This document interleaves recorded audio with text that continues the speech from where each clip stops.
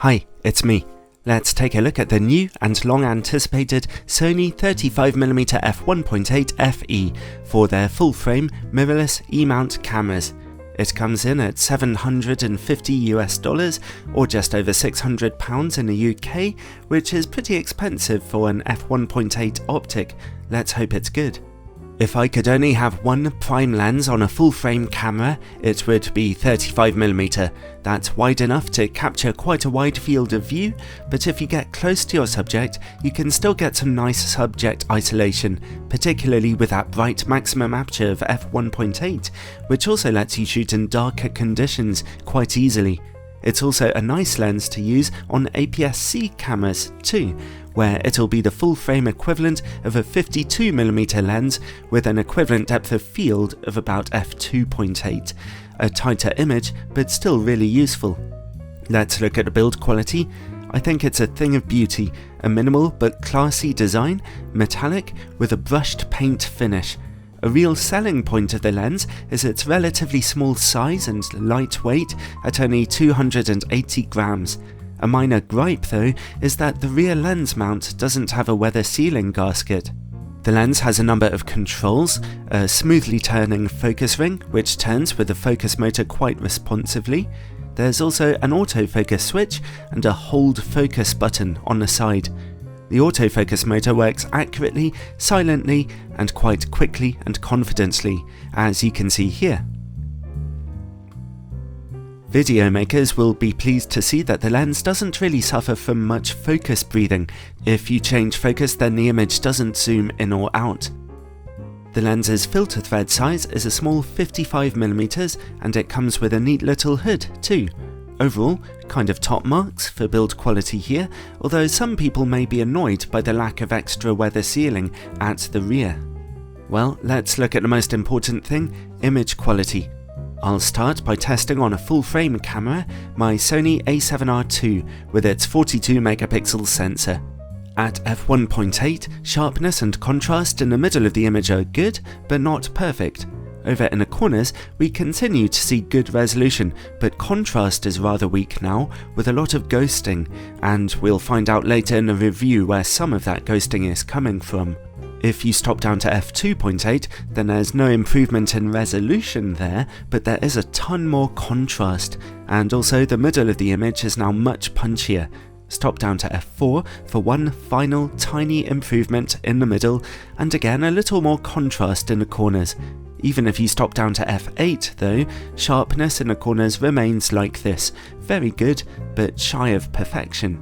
So on full frame we're dealing with a nicely sharp lens here, although I hoped for more fireworks at f1.8.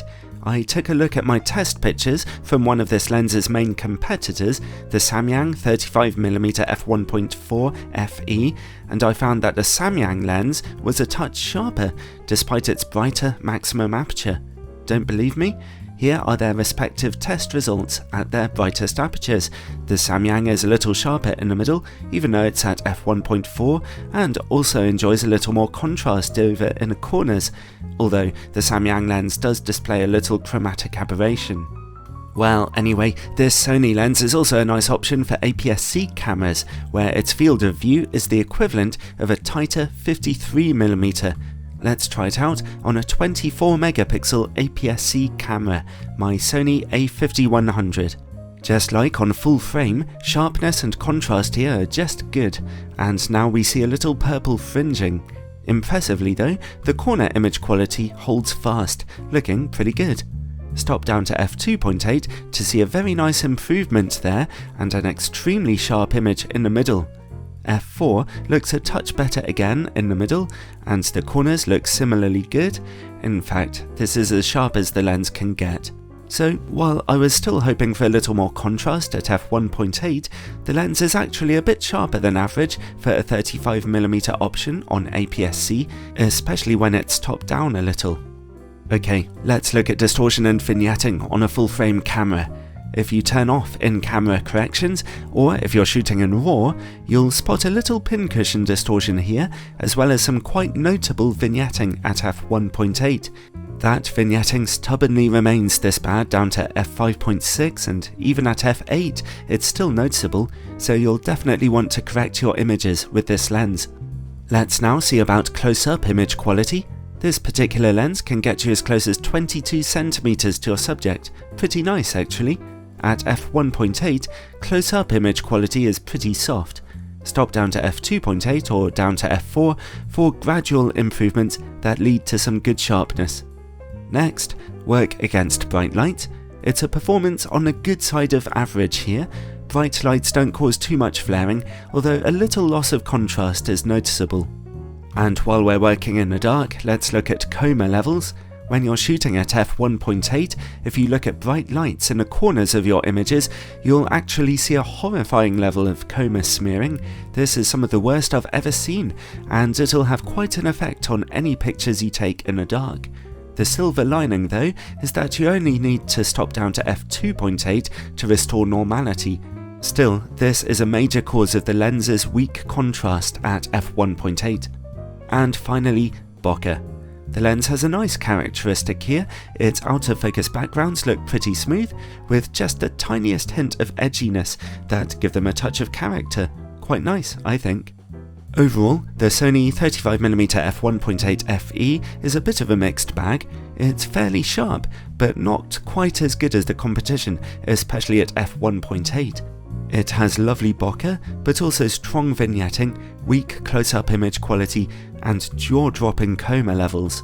The key issue, I think, is that its image quality at f1.8 is good, but not competitive, and for an f1.8 lens that costs £600, that's hardly a recipe for success. There's nothing wrong with the lens at all. In a lot of ways it's really nice, and it'll have a number of happy owners. I especially like its small compact size. It's just that I think there are some better options out there.